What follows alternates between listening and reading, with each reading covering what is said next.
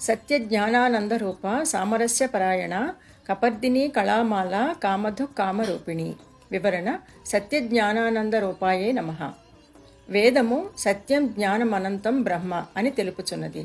సత్యజ్ఞానానందములకే అస్థి భాతి ప్రియములు అని కూడా అందరు. ఈ నామమును సతీ ప్లస్ ఆజ్ఞా ప్లస్ అనానంద రూప అని పదచ్ఛేదము చేసినచో సద్విద్యను ఎరుంగని వారికి దుఃఖమును కలిగించును అను అర్థము వచ్చును. అనగా అవిద్యోపాసన చేసిన వారు అంధ తమస్సులో పడిపోవుదురు అని శృతివాక్యము తెలుపుచున్నది. సామరస్య పరాయణాయే నమః.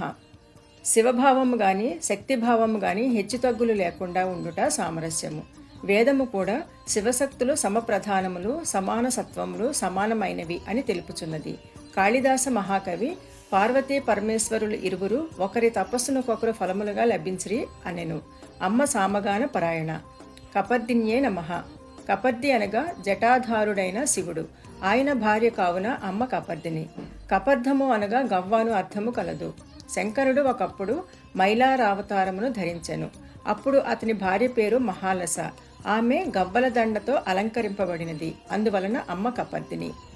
కళామాలాయే నమః. చతుష్టష్టి కళలు అనగా 64 కళలను మాలగా ధరించిన తల్లి. కళ అనగా లావణ్యము, మా అనగా శోభ, లా అనగా వాటిని ధరించినది. కామధుగే నమః. కామము అనగా కోరిక, భక్తుల కోరికలను నెరవేర్చున్నది. కామధేను స్వరూపురాలు.